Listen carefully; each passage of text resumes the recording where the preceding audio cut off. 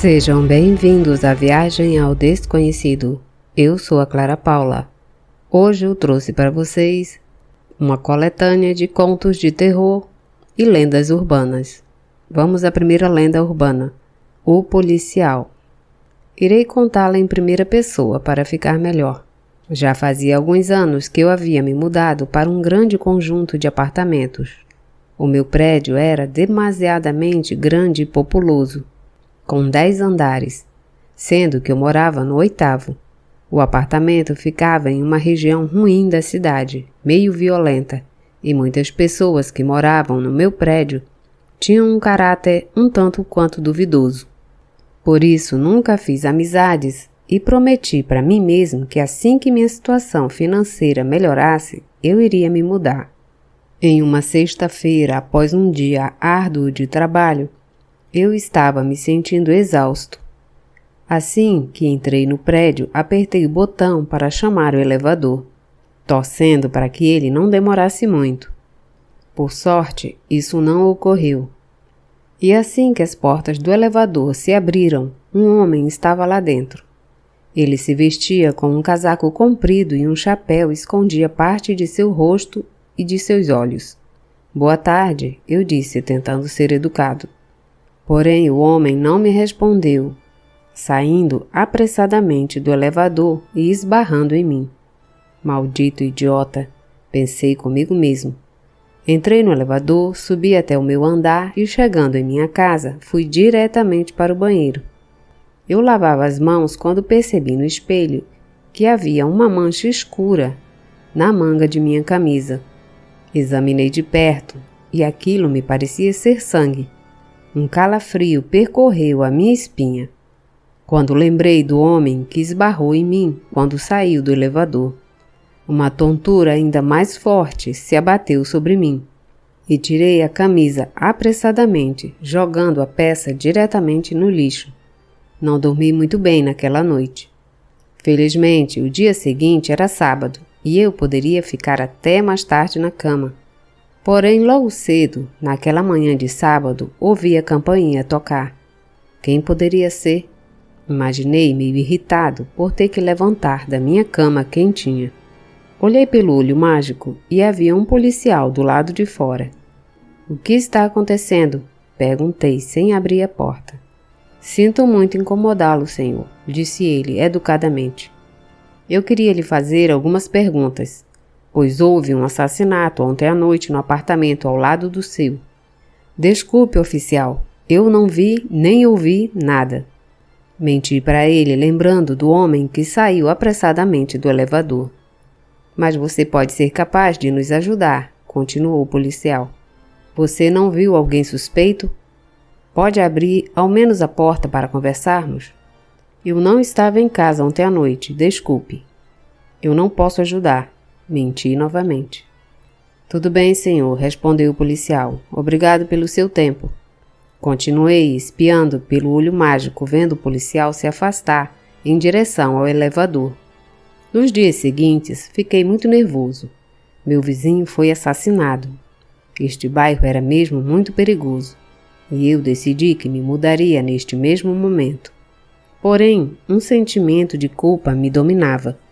Eu havia mentido para o policial, pois eu tinha visto o provável assassino. Mesmo que eu não tivesse visto o seu rosto, talvez pudesse ajudar de alguma forma. Dizer o horário que eu vi ele, qualquer coisa. Procurei na TV alguma notícia sobre o assassinato, mas não encontrei nada.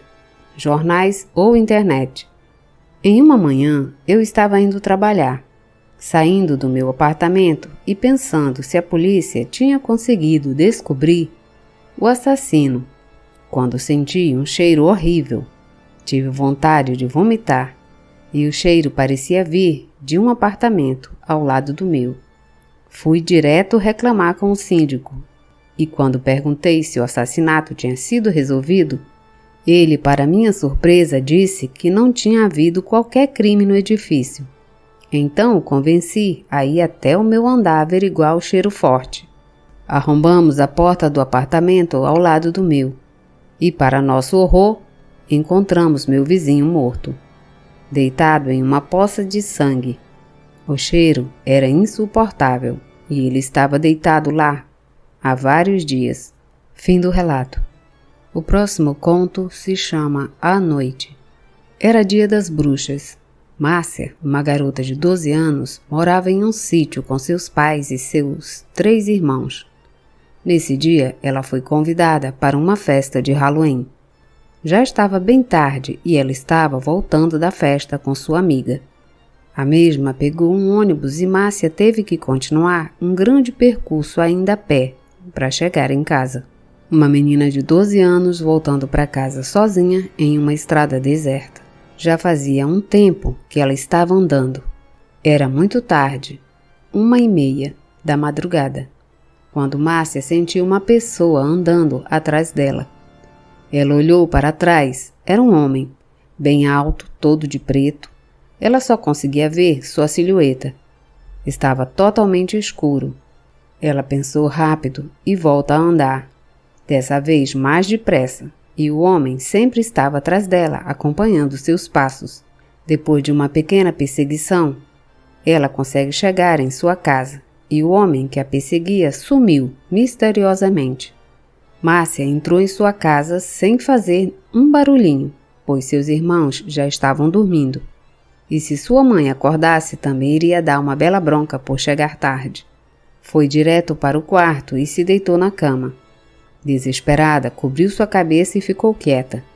Depois de um tempo, ouviu um barulho estranho na porta do quarto. Já estava trancada, graças a Deus. Mesmo assim, ela entrou em desespero. Começou a rezar freneticamente. Pensou em chamar sua mãe ou seu pai, mas não chamou com medo de que alguma coisa pudesse machucá-los. Os barulhos pararam, mas imediatamente começa outro barulho. Agora, na janela do seu quarto.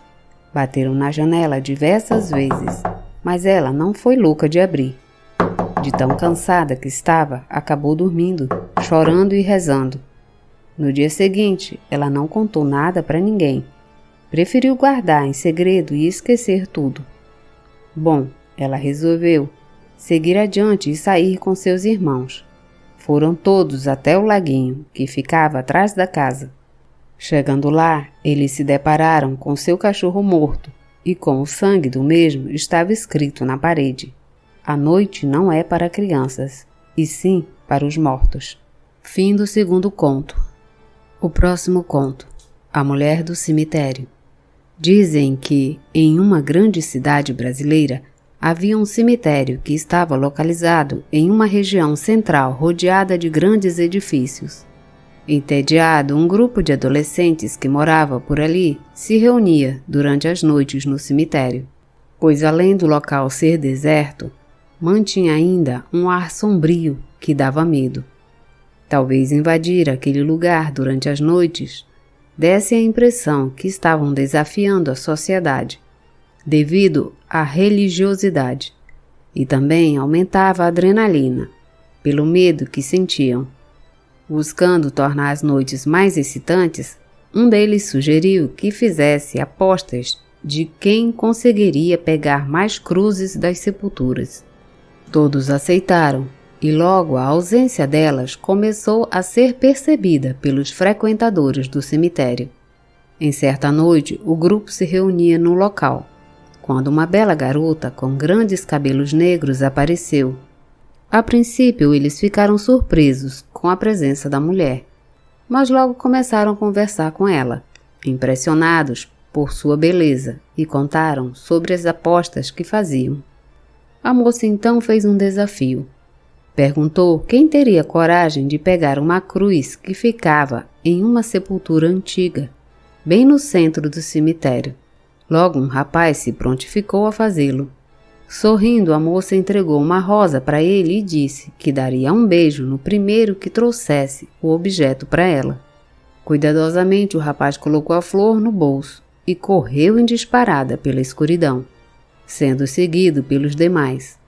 Ao chegar até o local indicado, ficaram decepcionados, pois a lápide não possuía uma cruz. Será que um deles já havia pegado o objeto em algum dia anterior? Pensaram eles. Não conformado, Um dos garotos passou a examinar a sepultura, achando que talvez a cruz tivesse caído em algum lugar. Grande foi o seu espanto quando olhou para a foto na lápide e viu que a moça que lhes fizera o desafio era a mesma da imagem.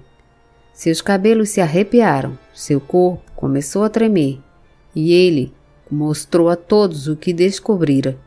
Um calafrio de terror percorreu o corpo de todos eles. O rapaz que recebeu a rosa rapidamente colocou a mão em seus bolsos e tirou o que havia lá. Para o espanto dos presentes, não era mais uma flor que ele segurava em sua mão, e sim um velho pedaço de osso humano. Fim desse conto. A Casa Mal Assombrada. Bom, depois de ler alguns contos, tomei coragem para narrar uma pequena história sobrenatural que tive no início de minha adolescência. A Casa Mal Assombrada. Relato real.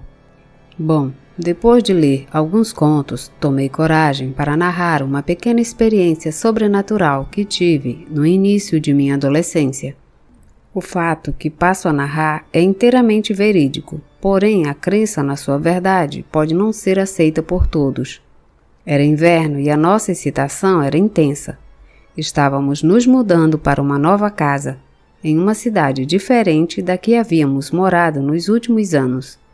Eu estava com 12 anos e via meus pais e irmãos encaixotar nossas coisas alegremente. Nossa nova residência era um casarão antigo, muito maior que a casa em que morávamos. O terreno era enorme e possuía um bosque com árvores frutíferas, um velho paiol e até um pequeno olho de água. Nossa família era grande e composta de 9 pessoas, meu pai, minha mãe e 7 irmãos, sendo 2 mulheres e 5 homens. Chegamos à nova casa e nos acomodamos da melhor forma possível.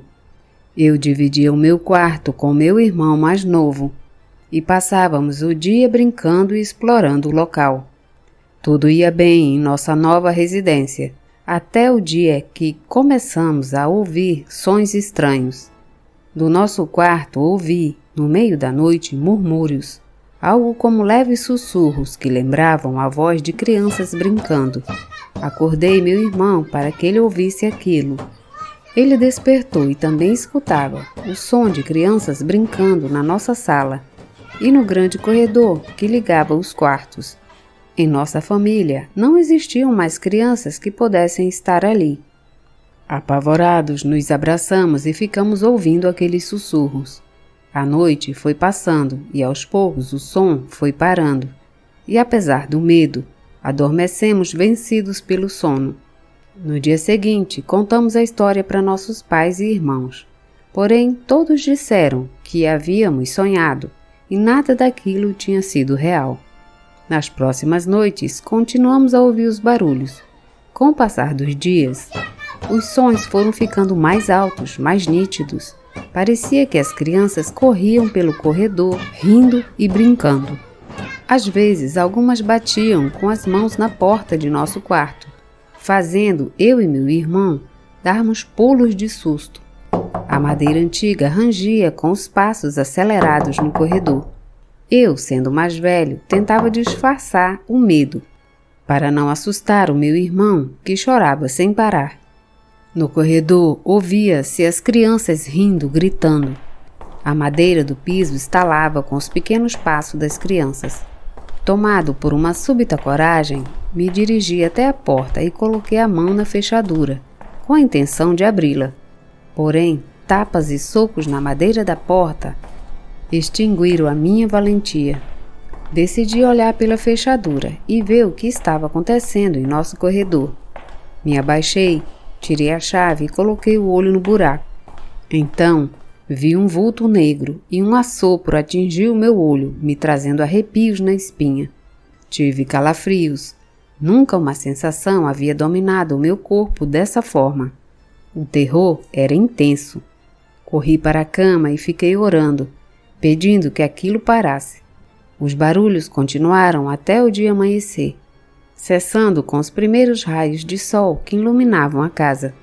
Na manhã seguinte, assim que ouvimos o som dos quartos se abrindo e a voz de meus pais, saímos do quarto e, com a família reunida, contamos o que havíamos passado. Dessa vez, para nossa surpresa, outros de nossos irmãos disseram que também haviam ouvido o barulho. Meus pais se olharam de forma estranha. Apesar de, no momento, não admitirem, eles também escutaram a algazarra. Neste mesmo dia, meu pai foi investigar quem eram os proprietários anteriores do casarão e descobriu que, antigamente, a casa tinha sido habitada por uma família, composta por um pai viúvo e 4 crianças. Este senhor, devido a um momento de loucura, gerado pelas saudades de sua esposa e a falta de emprego, havia assassinado todos os seus filhos. Ele foi preso e posteriormente morrera na prisão. Os espíritos das crianças continuaram na casa, a assombrando e brincando todas as noites. Logo nos mudamos e nunca mais ouvimos falar do velho casarão. Porém, esta experiência marca nossa vida até hoje. Às vezes, o som da madeira rangendo me traz as lembranças do acontecido naquele inverno, e um calafrio percorre a minha espinha. Fim do relato. Obrigada por ouvir o relato. Se gostaram, deixem seu like, comentem, compartilhem e se inscrevam no canal. Obrigada e até a próxima viagem.